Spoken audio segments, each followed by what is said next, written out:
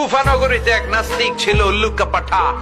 সে বলে আমি আল্লাহরে মানি না, স্রষ্টা বলতে কিছু নাই। কেউ যদি আমারে বুঝায় দিতে পারে যে স্রষ্টা বলে একজন আছে, আমি তার হাতে বায়াত হয়ে আমি মুসলমান হয়ে যাব। কোন সুবহানাল্লাহ। কুফার লোকেরা বলল, ইনদানা ইমাম ইসমুহু নু'মান ইবনে সাবিত, আমাদের একজন ইমাম সাহেব আছে, নাম নু'মান ইবনে সাবিত। ওনার নাম নু'মান, কিন্তু আসলে উনি ইমাম আল আযম আবু হানিফা। সুবহানাল্লাহ বলতে পারলেন না? সবাই বলে আমাদের ইমাম এমন ইমাম তোমারে বুঝায়া ছাড়বে।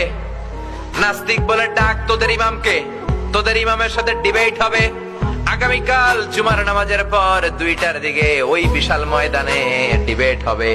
হাজার হাজার মানুষ তর্ক দেখার জন্য এসেছে।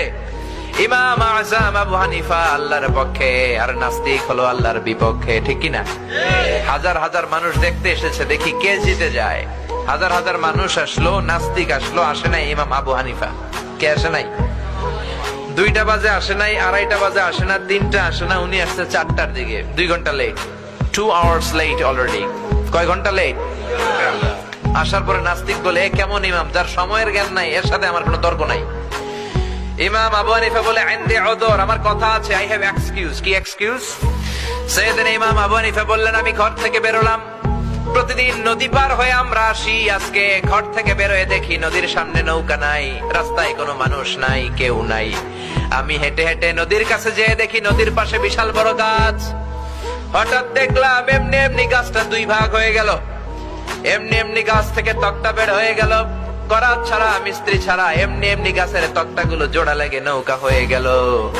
লগি নাই, বৈঠা নাই, মাঝি নাই, এমনি এমনি নৌকা আমাকে নিয়ে নদীর এপার থেকে ওপার চলে গেল। এই বিশাল প্রসেসিংটা হইতে 2 ঘন্টা আমার দেরি হয়েছে, তো এই জন্য আই এম লেট, আমার দেরি হয়েছে। নাস্তিক কয়, তগো ইমাম ডাইল খাইছে, ডাইল। অথবা গত রাতে ঘুম হয় নাই, পাগলের মতো আবল তাবল বকে, প্রলাপ বকে। সাইয়েদনা ইমাম আবু হানিফা বললেন, এই কথা বলেন কেন? নাস্তিক বলে, করাত ছাড়া গাছ কাটা যায় নাকি? এমনি এমনি গাছ কেটে যায় নাকি? এমনি এমনি তক্তা বেরোয় নাকি?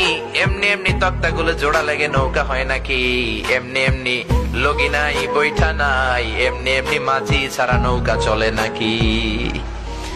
ইমাম আবু হানিফা বললেন, এই তো আপনি লাইনে চলে আসছেন, now you are on the right track, এখন আপনারা বুঝানো আমার সহজ হবে।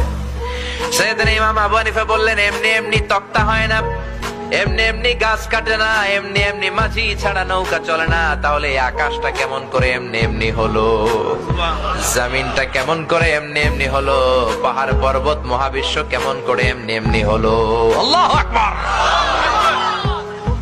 এই যুক্তির সামনে নাস্তিকের আর কোনো যুক্তি নাই। নাস্তিক কয়, তাই তো, আসলেই তো আমি একটা উল্লুকা পাঠা। এতদিন পর্যন্ত আমি এইভাবে চিন্তা করি নাই, আমি তো এরকম ভাবি নাই।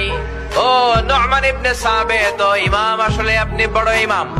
আর আমি তর্কে জড়াতে চাই না, আপনার হাত দেন, আমি আপনার কাছে বায়াত হলাম।